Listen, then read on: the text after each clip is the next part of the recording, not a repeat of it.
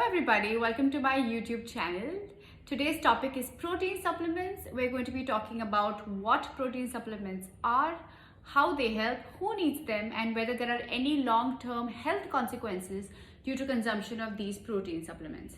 If you're interested in the bigger protein story, I am attaching the link to my protein blog in the description below, so feel free to check it out. So what are protein supplements?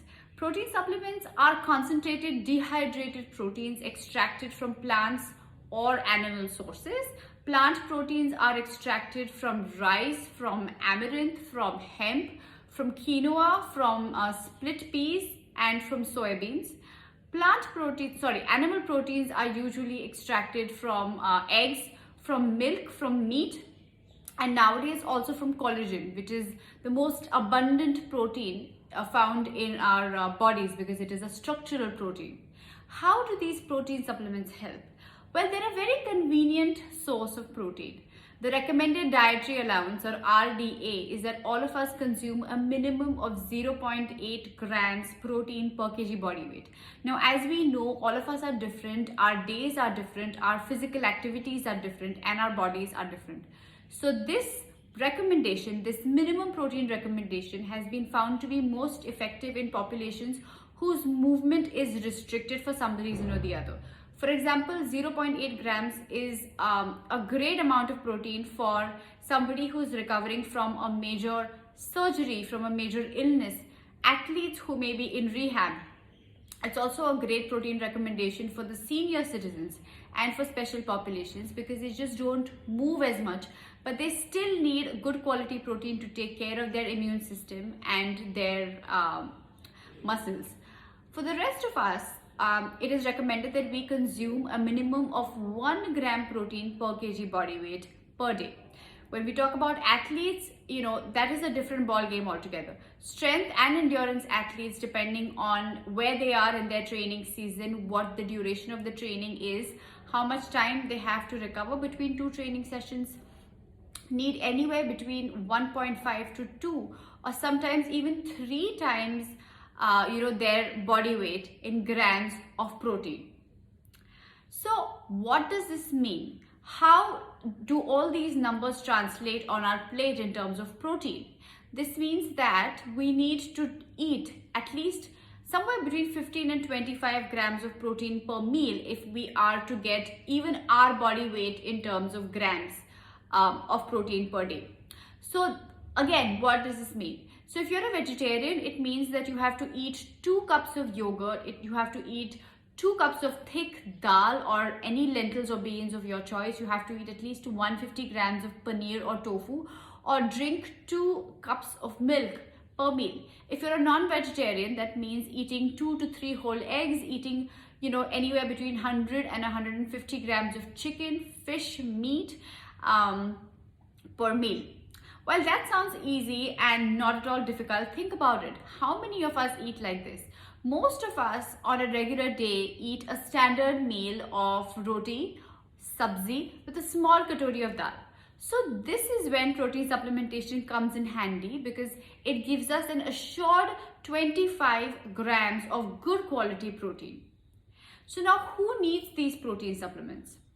Protein supplements are needed by very busy people who don't really have the time to plan out their meals in terms of figuring out a food related protein in every meal to fulfill their protein requirements.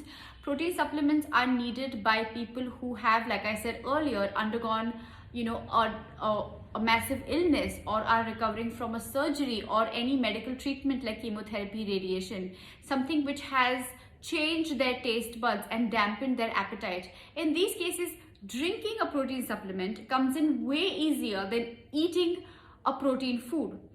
Also, the special needs population, the elderly and children with special needs also need protein, and most often they are more likely to drink a protein supplement than eat a food containing protein.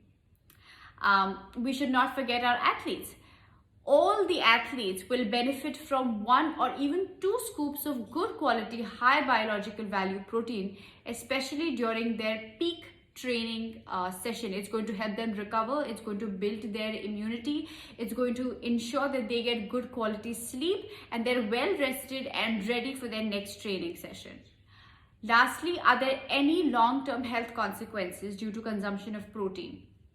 I want to start this by saying that the FDA, or the Food and Drug Administration, which usually governs the safety protocol associated with the medical drugs, considers supplements as special products and does not regulate any safety protocols associated with supplements. That being said, there is a lot of research proving that consumption of protein supplements is safe for human beings, provided it is done in moderation. I know that there is a concern regarding whey protein supplement and kidney disease. So whey protein is a very popular protein supplement made from milk. So there is this notion that overeating whey protein causes harm to the kidneys. But so far in the clinical research literature, I have not come across any human intervention where the health of human kidneys has been harmed. There are definitely animal models to prove this theory, but that being said, this is provided that the person in question does not have a pre-existing kidney condition. For all those who have pre-existing kidney conditions or they run in their family, your protein intake has to be monitored by a health professional and a registered dietitian. Other concerns regarding protein supplements are addition of possible lead, possible metals, and the addition of artificial sweeteners. So all those concerns can be addressed because there is another there's another protein supplement which comes without flavors. It is completely non-flavored. It is as good as natural. Though of course it is processed because it's powdered. So, and it can be mixed with a beverage of your choice and can be consumed. So for all you people who are concerned about the addition of artificial products and supplements, I would say switch to the natural protein supplements. The real concern arises is when people start replacing their food with protein, right? Protein supplement does not contain vitamins, minerals, fats, carbohydrates, and fiber. All of these things which are required for the optimal functioning of our body. It only contains protein. So overeating protein supplement and eating it instead of food is going to cause some serious long-term health consequences, especially damage to your bone mineral density. It's going to cause hair loss. It's going to cause eating disorders, and it's going to cause malnutrition. So that is a major red flag. That brings us to an end of today's session. If you have any further topics, please let me know. Write them in the comments below. If you like my channel, please click on the subscribe button. And until next time, bye-bye. Stay healthy.